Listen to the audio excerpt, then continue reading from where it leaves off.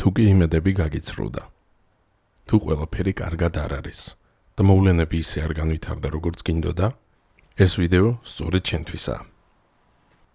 ყველას მოგესალმებით გრიმუარის არხზე.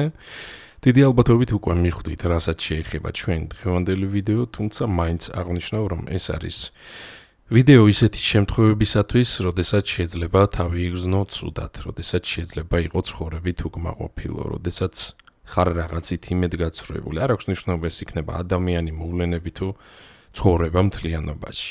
ეს არის ვიდეო კრიზისული პერიოდებისათვის, ეს არის ვიდეო იმ დროისა და იმ ჯამისათვის, როდესაც ცხოვრება თავზე გენგრევა და როდესაც გეცვლება ყველაფერთან დაკავშირებით წარმოდგენები და ისეთი შემთხვევებისთვისაც, როდესაც შეიძლება იყოს უბრალოდ ცოტათი ნაღვლიანი, სევდიანი, დარდით შეპყრობილიდან, თუნდაც უკმაყოფილო. ერთ სიტყვით ვიდეო ეძღვნება ნებისმიერ სიტუაციას და ადამიანებს, რომელშიც არის უარყოფითი ემოციები. შეგიძლიათ ამ ვიდეოს უყუროთ ახლა, გაუზიაროთ ის იმ ადამიანებს, ვიზეც ჩათვლით, რომ ეს მათთვის საჭიროა და რა თქმა უნდა მომავალშიც შეგიძლიათ რომ დაუბრუნდეთ ამ ჩანაწერს და გაიხსენოთ ყოველივე ეს. მეც ისევე როგორც ნებისმიერ სხვა ადამიანს მაქვს ემოციები, მაქვს შეგრძნებები, მაქვს დადებითი დღეები და აგრეთვე არც ისე დადებითი დღეები. ხანდახან ტკივა, ხანდახან მიხარია, ზოგჯერ დარც და სევდიან ფიქრებს მივეცემი, ზოგჯერ ხინს და ბედნიერების განცდას. რაც სავსებით ნორმალურია, იმიტომ რომ არ იარსებებს დღე ღამის გარეშე, თეთრი შავის გარეშე, სევდა ბედნიერების გარეშე, ჭირილ ხინის გარეშე და ასე შემდეგ. მსგავსად იმისა, როგორც ანაცვლებს ღამე დღეს და დღე ღამეს, ესე ხდება ჩვენი შინაგანი ამინდის ცვლილებებიც, ესე დავარქვათ, მოდით ამას. და რა თქმა უნდა, როდესაც არც ისე სასურველი დღეებია, ან არც ისე სასურველი ემოციური მდგომარეობა, ან გონება განწყობა მაქვს, რა თქმა უნდა, მეც ვფიქრობ ამ ყველაფერზე, რა შეიძლება ამ ყველაფერს უშველო და გაუკეთო, ან რატოა ეს ყველაფერი გამოწვეული, რით არის გამოწვეული, რატომ მემართება და ასე შემდეგ. რაც სავსებით ნორმალურია, რადგან ნებისმიერი ადამიანი ყოველთვის, ყოველ შემთხვევაში ფიქრობ, რომ ჯანსაღ შემთხვევაში სვავს კითხვას, ხო, რატომ ხდება რაღაც, იმიტომ რომ ადამიანები ერთის მხრივ ცნობის მოყარე არსებები ვართ და ყველაფერი გვაინტერესებს, თუმცა მეორეს მხრივ აგრეთვე ვართ პრობლემების გადაჭრაზე მიმართული არსებები, შესაბამისად ვეძებთ მიზეზ-შედეგობრივ კავშირებსაც. აი სწორედ ასეთმა ფიქრებმა მიბიძგა ამ ვიდეოს ჩაწერისაკენ და ამ პრობლემის გადაჭრაზე მიმართული ფიქრების გაზიარება მსურს თქვენთან, შეიძლება ასეც ითქვას. ეს არ არის მომზადებული ტექსტი, რაღაც რაც წინასწარ ვიფიქრე და დავწერე და გავასწორე გრამატიკულად. ფაქტობრივად ახლა თითქმის live ფორმატში ვსაუბრობ, რა თქმა უნდა, მცირე ჭრები იქნება, იქ შეიძლება თქვათ დამახველოს და ამოვჭრა ან რაიმე მსგავსი, ამიტომ, რა თქმა უნდა, მეტნაკლებად იქნება აქ ჭრები ჩემს საუბარში, თუმცა ძირითადად ეს ფიქრები მოდის აი ამ საუბრის პროცესში, ამიტომ შეიძლება მომენტებში ცოტა გადავუხვიოთ ემას და მერე ისევ მივუბრუნდე. ერთ სიტყვით, ბედნიერი ვარ, რომ ესეთი რთული ფიქრები და რთული დღეები ყოველ დღე არ მაქვს, მაგრამ გინდა არ გინდა მაქვს. ზოგჯერ ჩემ გამო არა. იმიტომ რომ ძალიან ხშირად კი არა და ყოველ დღე მიწევს ადამიანების პრობლემებთან მუშაობა და რა თქმა უნდა, როდესაც ადამიანების პრობლემებთან მუშაობ, როდესაც ეხმარები მათ გზის პოვნაში ან რაღაცების მოგვარებაში, იქნება ეს ტაროს სესიებით თუ ენერგეტიკული დიაგნოსტიკით თუ სხვა მომსახურების ფარგლებში, გიწევს მათ პრობლემებთან შეხება და რაღაც დოზით ამ ყველაფრის გაზიარება და ამაზე დაფიქრება. ეს არ ნიშნავს აუცილებლად იმას, რომ შენს თავში გაატარებ იმ ტკივილს და ცუდად გახდები, თუმცა ზოგჯერ ესეც მომხდარა. მაგრამ აუცილებლად ნიშნავს იმას, რომ იფიქრებ ამ ყველაფერზე იმისთვის, რომ შემდგომ ამ ადამიანს დაეხმარო პრობლემის გადაჭრაში და თუნდაც რაღაც ურჩიო, სწორი გზა აჩვენო, ნათელი მოფინო სიტუაციას და ასე შემდეგ. თუ კი ის ამას ვერ ახერხებს დამოუკიდებლად. ამ ფიქრების შედეგად მივედი სწორედ იმამდე, რაზეც ვისაუბრებ დღეს. ანუ დღეს მინდა რომ დაგანახოთ თქვენი რთული სიტუაცია ცოტა სხვა რაკურსიდან და მოგცეთ რჩევები იმისათვის, რომ შეძლოთ ამ მდგომარეობის გადალახვა და აქედან მარტივად და სწრაფად გამოსვლა. მოდით იმისათვის, რომ მეტად გასაგები იყოს ეს ყველაფერი, რაიმე მაგალითი წარმოვიდგინოთ. თუ ეხლა გაქვთ ესეთი რთული ეტაპი ცხოვრებაში, ან რთული დღეები, რა თქმა უნდა, მარტივი იქნება წარმოდგენა, მაშინ ეს არის ის, რაზეც უნდა იფიქროთ. თუმცა თუ კი ასე არ არის, გაიხსენეთ ყველაზე რთული მომენტები თქვენი ცხოვრებიდან. შეიძლება ვიღაცისთვის ეს იყოს დღეები, როდესაც მას შეყვარებული დაშორდა. ვიღაცისთვის ეს იქნება პირველი დღეები ახალ ქვეყანაში, ემიგრაციის შემდგომ. ვიღაცას შეიძლება გაახსენდეს უმუშევრობის პერიოდი, სამსახურის დაკარგვის პერიოდი. ვიღაცისთვის ეს შეიძლება იყოს სავსებით კარგი პერიოდი, სადაც სამუშაოც ჰქონდა, ფულიც, მეგობრებიც, ოჯახის წევრებიც შენს გარშემო იყვნენ, მაგრამ ყოველდღიურობა მოგვეზრდა და ამოგივიდა ყელში. მიუხედავად იმისა, რომ ეს საზოგადოების დიდი ნაწილისათვის შეიძლება ოცნებაც კი იყოს. ან შეიძლება ოპერაციის შემდგომ რთულ რეაბილიტაციის პროცესს გადიხარ. და ეხლა ზუსტად ფიქრობ, რომ ახლა გაწყდება. აღარ შემიძლია. ამას ვეღარ ავიტან. და თუ კი შენი ნებისყოფა მეტად ძლიერია, კი ხვდები, რომ მაგას აიტან, რომ საბოლოო ჯამში არ გატყდები, რომ საბოლოო ჯამში არ დამარცხდები, მაგრამ მაინც გეკაჩება იქით ეს დარდი, გეკაჩება ეს ნაღველი, ცუდად ხარ. შეიძლება ხვალ აღარ იყო, მაგრამ ფაქტია, რომ დღეს ხარ ცუდად, იმ მომენტში ხარ ცუდად და ეს არის დასასრული შენთვის, ეს არის რაღაც სულიერი სიკვდილის ტოლფასი, ეს არის ყველაზე საშინელი რამ ალბათ, რაც შეიძლება მომხდარიყო შენს თავს ჯერჯერობით. ნახეთ როგორი რაღაცა, ამაზე ფიქრის დროს უნდა გაიხსენოთ შემდეგი რამ. ყველას გინახავთ პატარა ბავშვი, ხო? როგორია თოთო ბავშვი, ან პირობითად 1 წლამდე ასაკის ბავშვი, მოდით ესე ვთქვათ, რომელიც ეხლა იწყებს სიარულს, იწყებს ნივთების ხელში დაჭერას, უვითარდება მოტორიკა, უვითარდება კოგნიტური შესაძლებლობები და ფუნქციები, უვითარდება ფსიქიკა, ყურადღება, ხომ იწყებს რაღაცნაირად ისწავლოს საუბარი, ჭამის სწავლას იწყებს, ხო, ანუ ჯერ ნორმალურად კვებაც კი არ იცის, წარმოიდგინე, ხო, ანუ არის სრულად დამოკიდებული შენზე, იქამდე და ეხლა დგება გარდამტეხი მომენტი, რომ უნდა ფეხი აედგას. თვითონ ისწავლოს გადაადგილება, რაც ზრდასრულისთვის არის აბსოლუტურად ელემენტარული ყოველდღიურობა, ხო, ჩვეულებრივი ამბავია, მაგრამ მისთვის ეს არის ახალი რამ, იმ პატარისათვის. და მინდა გაიხსენოთ მომენტები, როდესაც ბავშვი პირველად წამოდგება ფეხზე და დაეცემა. ან როდესაც მაგალითად აიღებს რაიმე ნივთს, პირობითად უნდა რომ თქვათ შეჭამოს ფაფა, არასწორად მოკიდა კოს ხელი და მეორე უკანა ბოლოდან ცდილობს ჭამას.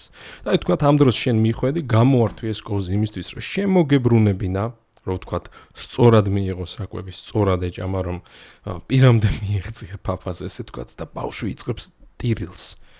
ჩხავის ბოლო ხმაზე, ცხარეცრემლების დის, არიცი, ყველაფერი ზულს იმ მომენტში. ალბათ მისთვის შენ ხარ ნომერ 1 მტერი, რომელმაც გამოგლიჯა ეს კოზი ხელიდან, არადა მისთვის სიკეთე გინდოდა, ან როდესაც ცდილობდა სიარულს და დაეცა საყვარლად, ჩვენ კი გვეცინება და საყვარლად აღვიქვამთ ამ ყველაფერს, რა ეს ფაფუკი პატარა უბიწო და სუფთა არსება, ესე საყვარლად დაეცა, როცა ცდილობდა რომ სიარული ესწავლა, მაგრამ მისთვის ეს არის ყველაზე საშინელი რამ, რაც კი გამოუცდია. და ამიტომ ტირის ესეთი ცხარეცრემლით. წარმოიდგინეთ, ჯერ ცხოვრებაში არაფერი არ უნდა ყავს, ეს ხო ფაქტობრივად პირველი დღეები, პირველი ემოციები, პირველი რაღაც ცნობიერების გამონათებებია მომენტებში, ხო? ეს არის პირველი შეგრძნებები, შესაბამისად, პირველი თუნდაც უმცირესი ტკივილი არის იმ ეტაპისათვის ყველაზე მძაფრი რამ, ხო, მისთვის. და ამიტომ ტირის ესე ძალიან. მისთვის ის დაცემა, ის ფაქტი, რომ მან ვერ გაიარა, არის მარცხი. მართალია ეს მისთვის პირველი მარცხია, მაგრამ შესაბამისად არის ყველაზე დიდი მარცხი, რაც კი ჰქონია ცხოვრებაში, ხომ? ზუსტად იგივენაირად ვართ ჩვენც. ამიტომ რომ ეხლა რომ გაიზარდე და ეს ყველაფერი ჩვენ ყველას გვაქვს გამოვლილი, ყველას გვიტირია საწოვარას ან ბოთლის ან პოლიეთილენის პარკის გამო ან არიცი, ჩანგლის გამო, რომელთაც არ შეიძლება თამაში, ხო, რაღაცის გამო ყველას გვიტირია. მაგრამ დღეს უკვე ზრდასრულები რომ ამას აღვიქვამთ საყვარლად. ხვდებით რომ უიღასულელი ვიღავი, რომ უყურები მთოთო ბავშვს, ხვდები რომ შენც თურმე ეს ყველაფერი გამოიარე და შეიძლება გული აგიჩუყდეს, შეიძლება სიამოვნება განიცადოს, შეიძლება გაგეღიმოს, სიყვარული ჩაგეღვაროს გულში, ხო და ასე შემდეგ. მაგრამ დღეს, როდესაც გადიხარ ამ პრობლემებს, ზუსტად იგივე რაღაცას გადიხარ, რასაც გადის ის ბავშვი. ანუ ის რომ შენ პირველად დაგშორდა შეყვარებულიან, ქმარიან, ცოლიან, ის რომ პირველად დარჩი უმუშევარიან, ის რომ პირველად ხარ უცხო ქვეყანაში ესე მარტო აღმოჩენილი ან სხვა მსგავსი, არის პირველი შემთხვევა, როდესაც აი ამ ტკივილის წინაშე ხარ, ხომ? ყოველ შემთხვევაში პირველი შემთხვევა, როდესაც ამდენად მძაფრად განიცდი ამ ყველაფერს და ამდენად მძიმე, როდესაც არის ეს ემოციური ტვირთი.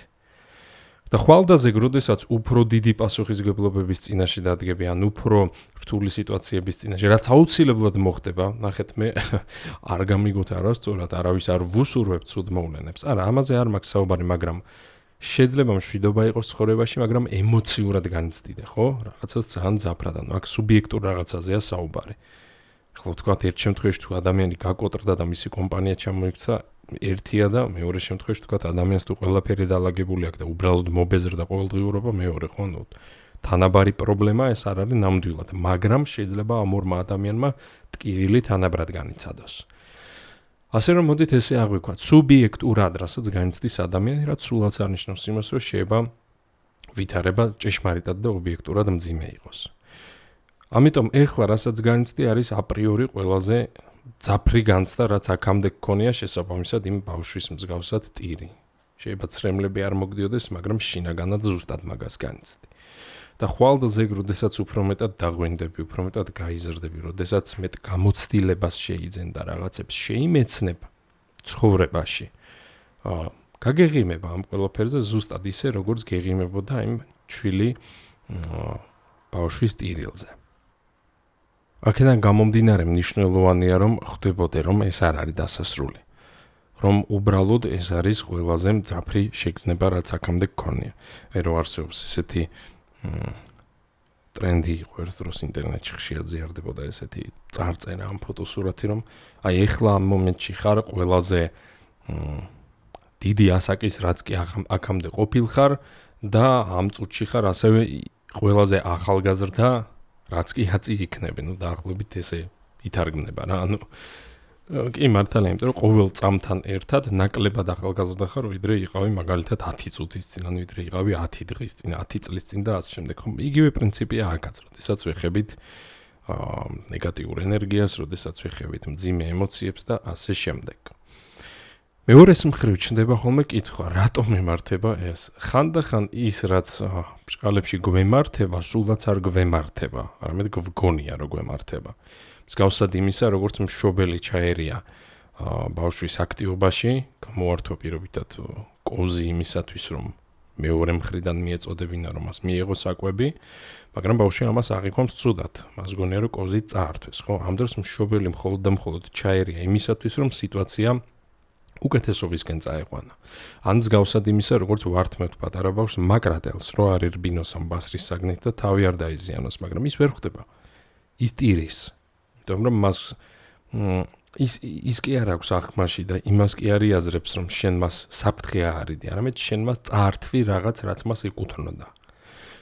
ზუსტად მსგავსად ამისა, ხშირად ჩვენს ცხოვრებაში ერევა ღმერთი, ხშირად ერევა ჩვენს ცხოვრებაში, როგორც უყვართ ხოლმე თქმა ხალხში, სამყარო. ხშირად ერევიან ჩვენი მფარველი ძალები და სულები სიტუაციებში და ჩვენ ვინაიდან ამ ყველაფერს ვერ ვხედავთ მასშტაბური და დიდი სურათიდან, გვგონია ხოლმე, რომ ეს არის ცუდი რამ, მაგრამ აღმოჩნდება ხოლმე, რომ თურმე ძალიან კარგი რამ ყოფილა. ეს საკმაოდ ნათელი გახდა ჩემთვის ამ წლების ძალიან უკვე ბევრი წლის განმავლობაში ადამიანებთან მუშაობის შედეგად, იმიტომ რომ აი თქვათ ტაროს სესიაზე, როდესაც არის ადამიანი და როდესაც ტაროს უშლი რაღაც საკითხზე, მასშტაბურ სურათს ხედავ უფრო. თუ კი ის არის ფოკუსირებული შენი კვირენტი, კლიენტი თუ პაციენტი, როგორც გსურთ ისე უწოდოთ, თუ კი ის არის ფოკუსირებული აი ამ კონკრეტულ მომენტზე, შენ იმის მიღმა ხედავ კიდევ იქამდე რა იყო და შემდგომ რა იქნება, ხო, როგორც წესი მოვლენების უფრო ფართო პლასტს და უფრო დიდ არეალზე შეგიძლია რომ მიაწვდინო მზერა ერთ სიტყვით. და ძალიან ხშირად არის ხოლმე, რომ თქვათ კლიენტთან მიცევს რაღაცის თქმა, რომ აი იცი პირობითად ამ სამსახურიდან წამოხვალ, მაგრამ ნუ გეშინია, იმიტომ რომ ცუდი მიზეზით არ მოდიხარ, მიდიხარ, იმიტომ რომ არ ვიცი რაღაცა ხო შეიძლება რაღაც კარგი მოხდეს ადამიანს და ვთქვათ ვიღაცასთან ის ხდება კარგი რომ green card-ას იგებს და ამერიკაში მიდის ვიღაცასთან აღმოჩნდება რომ თურმე მულტიმილიონერი ბიძაყოლია მოსკოვში რომელმაც მთელი ფული მას დაუტოვა ვიღაცასთან აღმოჩნდება რომ მან თავისი საქმე აღმოაჩინა და როგორც იქნა ოცნების პროფესიით დაკავდება ან მისი ბიზნესი როგორც იქნა ნაყოფს გამოისხავს და ასე შემდეგ ანუ იდეაში ეს ყველაფერი არის კარგი ამბები ხო ბევრად უკეთესია ვიდრე აი ის რიგითი 9-დან 5-მდე სამსახურით როგორც ეძახიან ხოლმე ხო თუ 9-დან 9-მდე არ ვიცი ჩვენთან როგორ შეიძლება უწოდოთ. ანუ ბევრად უკეთესია ვიდრე ის რუტინული ნაცრისფერი სამსახური, მაგრამ აი როგორც გეტყვი რომ სამსახურიდან მოდიხარ და იმ ადამიანისთვის ეს არის ყველაზე საშინელი რამ, რაც კი შეიძლება ყოფილიყო. არა და შენ რომელიც უყურებ ამას გარედან როგორც მესამე პირი, ხვდები რომ ცხოვრება ერევა, ღმერთი ერევა თუ გინდათ ასე თქვა, სამყარო ერევა, რომ იმ ბავშვის მსგავსად გამოართავს მას რაღაც რაც ცუდია და უკეთესი რამ მიაწოდოს. ამიტომ იფიქრეთ ხოლმე მასშტაბურ სურათზე, ნუ ჩავარდებით ცასო წარკვეთილ დათრგუნულ და ნაღვლიან მდგომარეობაში, რა თქმა უნდა სრული უფლება გვაქვს იმის რომ ცუდად ვიყოთ და იყავი კიდეც ცუდად უბრალოდ ოზომილად რა, განიცადე ემოციები და გავშვი ისინი. ძალიან ნუ ჩაეძიები და ნუ იტყვი რომ ეს დასასრულია ყოველ შემთხვევაში. თქვი რომ ეს ძალიან ცუდია, თქვი რომ ეს ძალიან მძიმეა. მე არ ვარ იმ ადამიანთა შორის, ვინც გეტყვით რომ აი მოდიცი რა მარტო დადებითი აფირმაციები თქვით რომ ყველაფერი კარგად არის. არა, იმიტომ რომ არ არის ყველაფერი კარგად. პირიქით, ქვეყანა იქცევა. და ამ დროს უნდა თქვა რომ ქვეყანა იქცევა, მაგრამ რო იტყვი ამას, უნდა თქვა და გაუშვა ეს ემოცია, უნდა გაათავისუფლდე ამ ფიქრისაგან, უნდა აღიარო შენს თავთან რომ დიახ, მე ამ წუთში ვარ მოწყვლადი, დიახ, მე ამ წუთში ვარ დათრგუნული, ან უენერგიოთ ვარ, ან ცუდად ვარ, მაგრამ მორჩა. დღეს ვარ, ხვალე აღარ ვარ დამთავრებული, ანუ ეს არნიშნავს იმას, რომ უნდა დარჩე ამ როლში და ამ მდგომარეობაში. აი მასე მინდოდა დღეს თქვენთან მესაუბრა. იმედი მაქვს ეს მაგალითი, რომელიც თითქოს ძალიან მარტივი მაგალითია და ვიღაცამ შეიძლება დამიწეროს, რომ აი კაცო, ამაზე მეც მიფიქრიაო, მაგრამ მე მგონია, რომ ძალიან ბევრს დაეხმარება. ყოველ შემთხვევაში იმედი მაქვს, რომ დაგეხმარებათ, რადგან რაღაც ეტაპზე პირადად ჩემთვისა ეს იდეა ეს შედარება სასარგებლო გამოდგა. ამაზე ჩვენ დღევანდელი ვიდეო სრულდება. მე კი დროებით დაგემშვიდობებით და თითოეულ თქვენგანს გისურვებთ წარმატებებს და თუ კი ეხლა რაიმე სირთულე გაქვთ და რაიმე პრობლემების წინაშე დგახართ, გისურვებთ აი ამ პრობლემების რაც შეიძლება მალე და წარმატებულად გადალახვას.